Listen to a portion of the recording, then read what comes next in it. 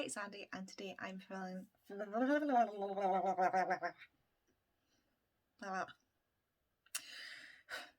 Hi, it's Sandy, and today I'm bringing you my June wrap up.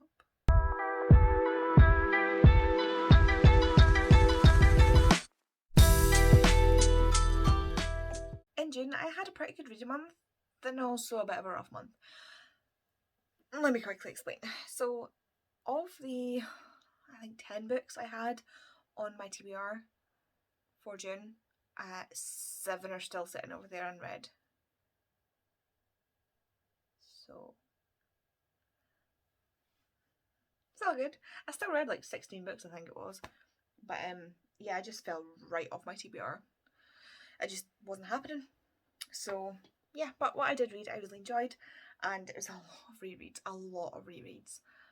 But yeah, I'm just going to go through them all with you and let you know what I thought. So the first thing I read was Vicious by V. Schwab. This is the May Schwab along book because I seem to have been, I'm putting them all into the first week of the next month when the live show is, just by accident.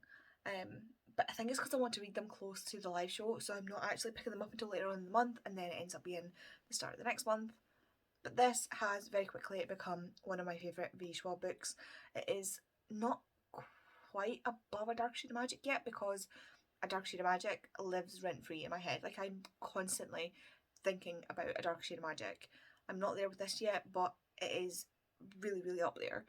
I loved this. This was great. This is about Victor and Eli, who are college students in America, and they live in this world where there are people who are called extraordinaries who have superhuman powers. They're basically like superheroes, and they hatch a plan, or Eli hatches a plan to do his dissertation on like figuring out how to become an EO.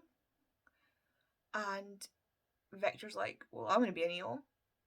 So Eli has like triggers a near-death experience and comes back with abilities, and then Victor does it as well, and they end up just falling out. And falling out doesn't even cut it. They try to kill each other, and then years later Victor's just gone out of jail and he is out for revenge, and he teams up with this girl whose name I can't remember, and it's just, I cannot explain this. There's no way for me, and no way that I've seen anybody describe this book that actually gives off the feeling of this book. Like, it was better than I thought it was going to be. Like, I did not have high expectations of this, and it completely just rocketed up to one of my favourite books of V. Schwab. And I'm really, really looking forward to reading Vengeful, but it is a lot thicker than this. But yeah, I really, really enjoyed this. I really enjoyed the way it was written. I really enjoyed the way it went from past to present, and just the stakes as well. Like, they felt so high, even though it was a very personal vendetta. I again need to listen to my friends when they say a book is good and read it, because this was excellent. 5 stars, easily. Next up was a reread that was actually on my TBR, and that is Born to Bite by Lindsay Sands. This is the next in the series that I was due to read, and this is Armand and Eshe. And I did speak about this more in the vlog when I was reading it, because I love these characters. Armand is basically a recluse because his wives keep dying, and he can't work out why, especially since they are immortal and are not easy to kill. And then Eshe rocks up on her motorcycle that looks like it's on fire because of the LED lights, with her hair that looks like it's on fire because of the dye. And she's there to try and find out what happened to his wives to exonerate Nicholas, who we see in previous books, who is Armand's son, and who they think may have killed someone that's all linked into the wives dying. And she is also his life mate, so there's that double-edged sword there. I love this so much. I cannot tell you how much I love Eshe and Armand. Like, they're just like total kick-ass characters. And Eshe especially, like, I cannot say how much I love Eshe. Like, she just is just perfect. Next up, I ended up reading Yellowface by R.F. Kuang, and I have this beautiful Waterstones edition thanks to Vicky, who swapped me her regular edition. No, swapped me my regular edition for this edition when we went to the R.F. Kuang event, and it is signed and dedicated. I ended up reading this because, like I said, we just went to the author event, so it made me really, really want to read this. And this is about June, who is friends with, kind of frenemies with Athena, who is a very successful Asian American author, and June is not doing so hot on the author side of things. And when Athena dies in a freak pancake eating accident,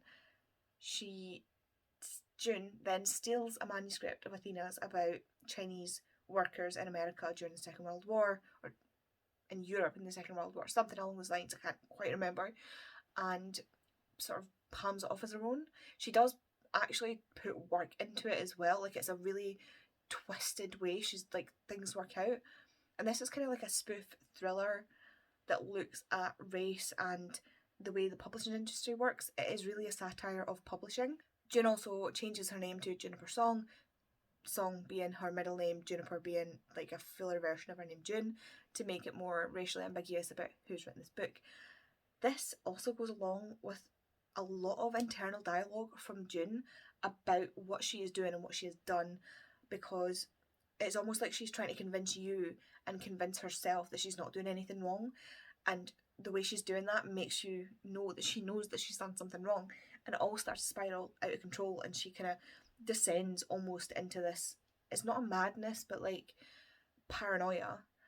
This book sent me spiraling. Like, this book absolutely twisted my brain, and it made me, like, I was like, am I a bad person? Like, because some of what June was saying was making sense. You can go watch my vlog where I read this, because I had thoughts. I cut off halfway through, but I had thoughts. This book, I loved it.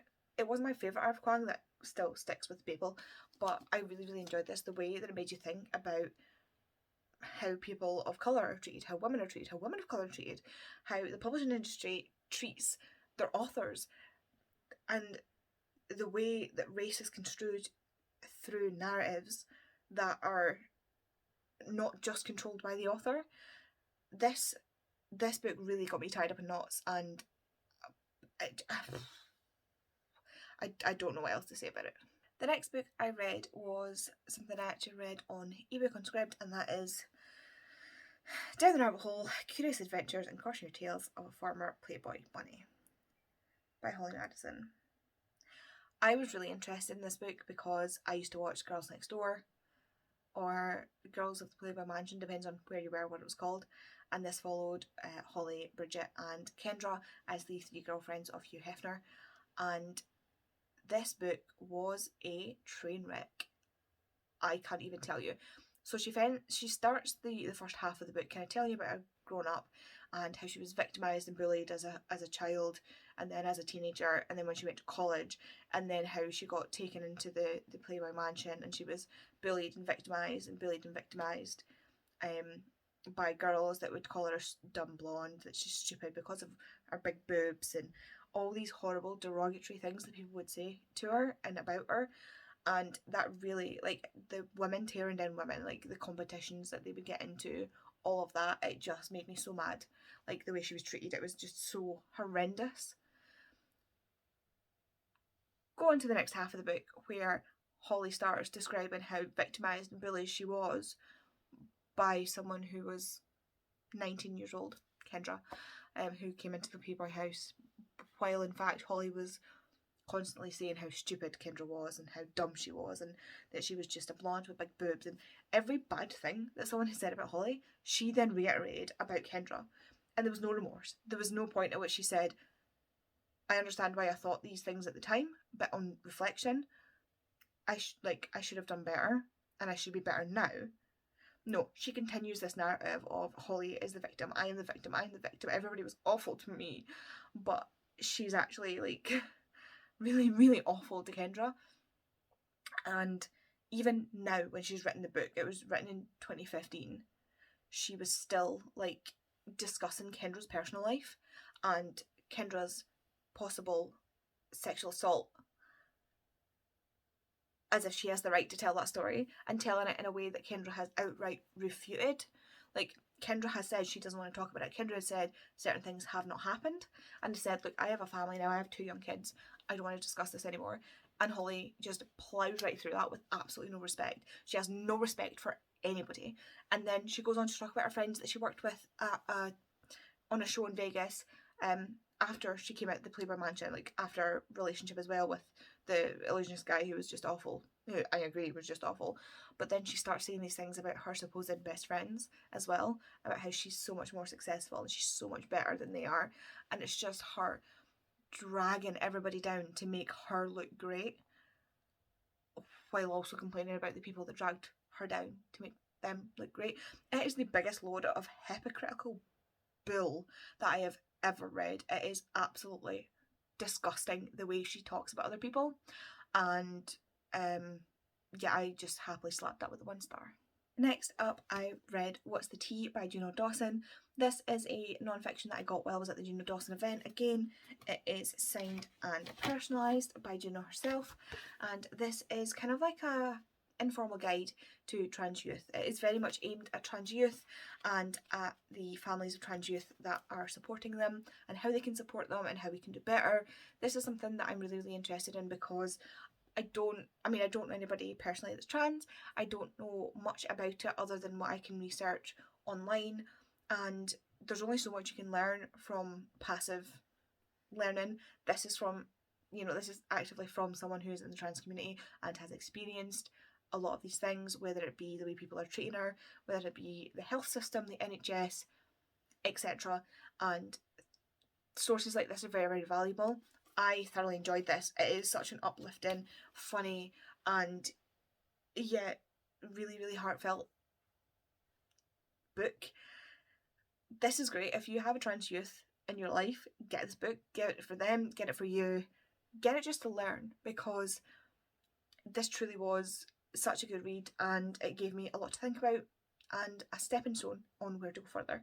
So after the disaster that was Holly Madison's book Wrecking My Life, and the slight depression spiral that I got into because of the way trans people are treated in the world, I needed a happy place. So if you don't know me by now, you should know me by now. I reread Heartstopper. Again, these are my tabbed copies. I love Heartstopper more than just about anything. I read over volumes back to back to back because I can, and because I love it. This made me feel so much better. This really, really improved my mood. These books just make me so happy. And even now, on my nth reread, I'm seeing things that I missed before. And I'm also enjoying just like going to my favourite parts and getting to see those bits. Like, there's a bit where they're in Paris, which you'll see in next season as well, where Darcy bursts open the door and she's like, "What are you doing? Oh, you're being gay. Continue." Like, it just swans off, and I love it. And we also, the week that I read Heartstopper, got the clips from the next season, the start of the next season, and I actually opened the book to show Kay the still from this of the exact scene, and started bawling my eyes out because I cannot wait for the second season of Heartstopper. I cannot tell you how much this means to me. Like, Heartstopper means to me. I absolutely love it, and next, I continued on with my Lindsay Sands reread, and I read Hungry for You, which is Kale and Alex. Alex is the sister of Joe and Sam that we see in earlier books, and Kale is a new member of the Argenau family that we get to know. His name is Kale Valens, but he switches between Valens and Argenau, and he is brought to Canada by Marguerite because she's like, "I think I have a life mate for you." And he's like, "Cool, I'm depressed and not doing anything anyway." So he pops over to Canada, and Alex's restaurant is falling apart, so they're like, "He's a chef and he will come and help you." And she's like, "Oh my god, thank you." So he goes and tries to help, and obviously he's awful because he hasn't eaten food for over a millennium, and chaos ensues. And then he ends up helping her with the second restaurant she's trying to open, and they get to know each other, and it's just, this is one of my favourite stories. Like, I was reading this till stupid o'clock in the morning because I wanted to get to the scene where they are painting the walls and eating McDonald's. Like, I was literally excited to get to a scene where the characters are painting walls and eating McDonald's. That is what this writer does to me. Just the way they sit and they were talking while they did it, and the compromises they made. Like, Alex is like, oh, there's only one ladder, and Kale's like, well, I'll do the bottom, you do the top, how's that? And then we can share the little paint tray on the step. And she's like, yeah, cool. And like, they talk while they're doing it, and like, she's this big chef, and she doesn't want him to think less of her for eating McDonald's burgers, but she's like, well, I'm not interested in you anyway, so why do I care what you think? But he's just like, cool, it's food. Like, he doesn't care. He has no sort of like airs and graces about him.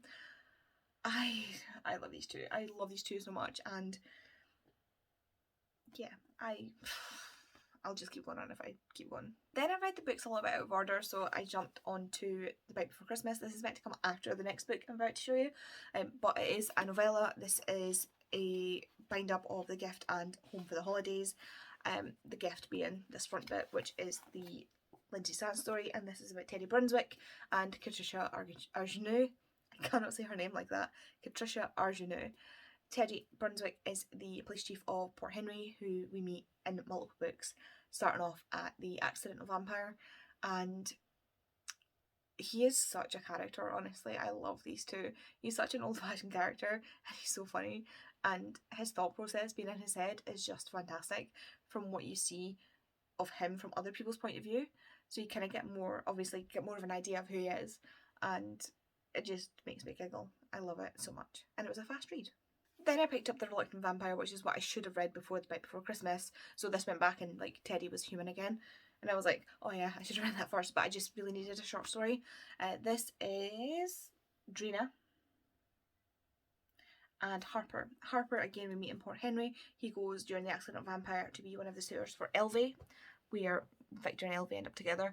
And Harper's life mate died on her transformation, and Drina is in fact another life mate for him, basically.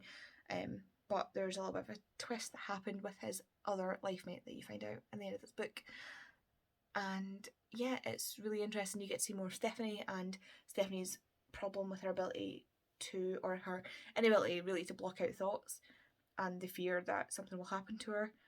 But this book is like a mix between like a Wild Goose Chase and a like really weird romance. Harper is such a sweetheart. Like, he's so grumpy. Like, he's known as like the grumpy one in the other books, but in this he's just a sweetheart, and I love him.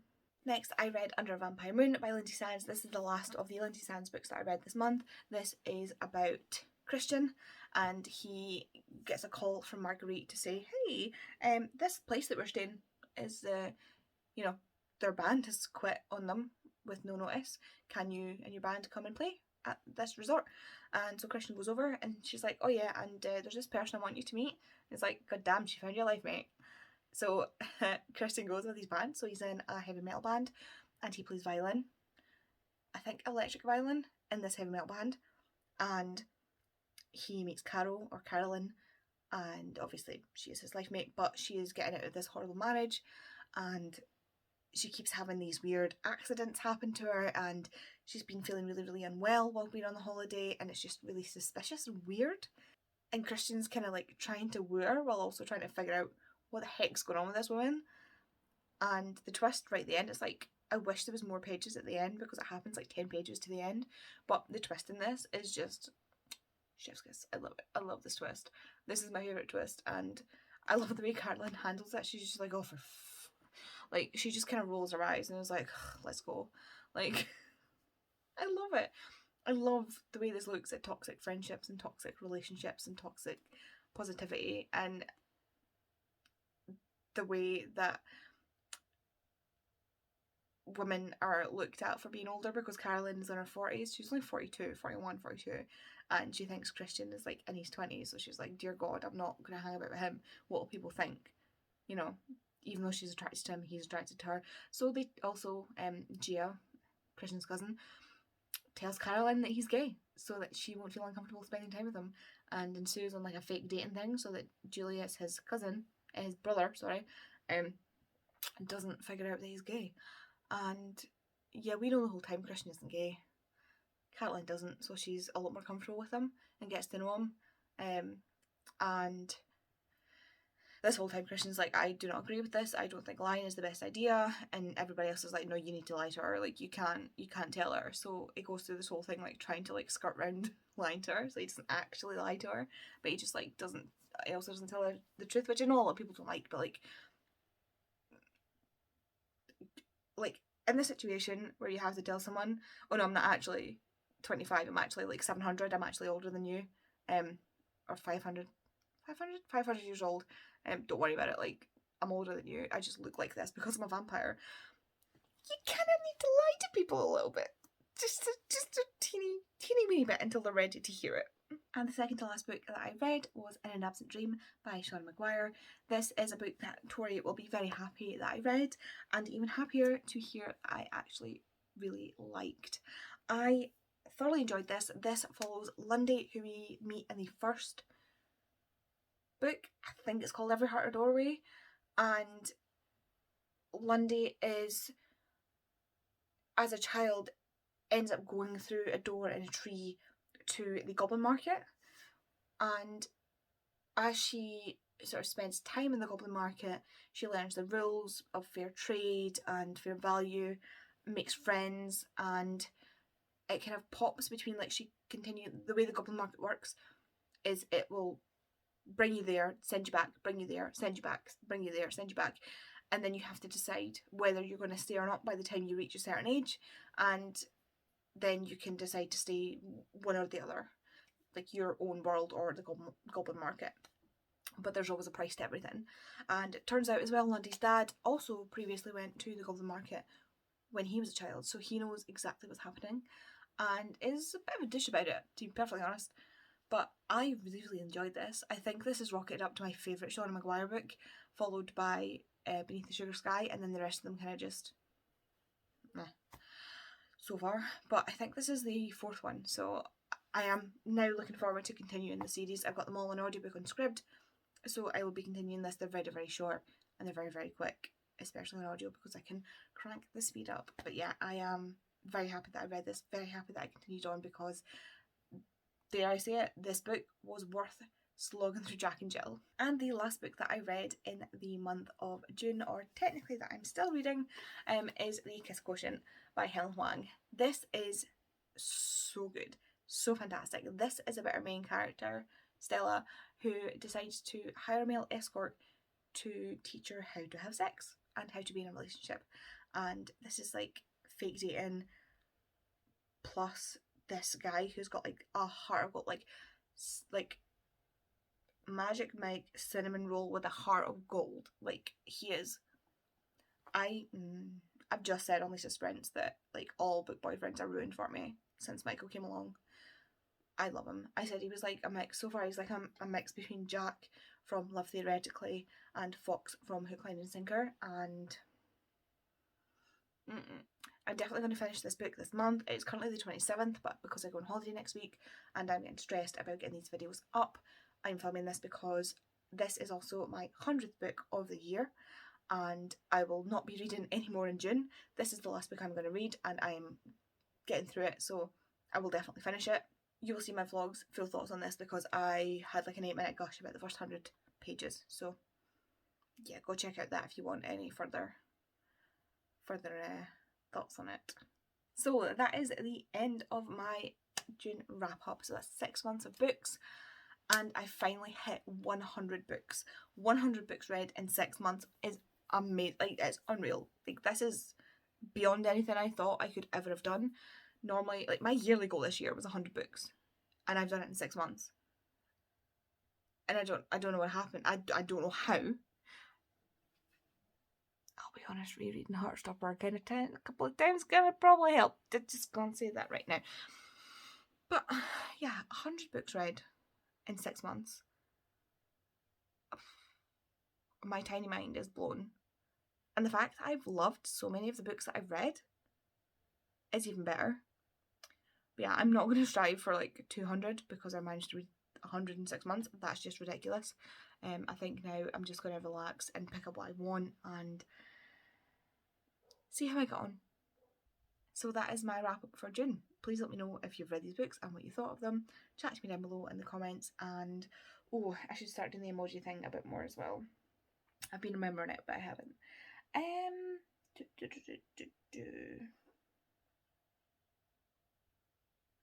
Can you put an eye emoji for yellow face down in the comments if you got this far, just to let me know you're here. Otherwise, I will see you in the next video. Bye.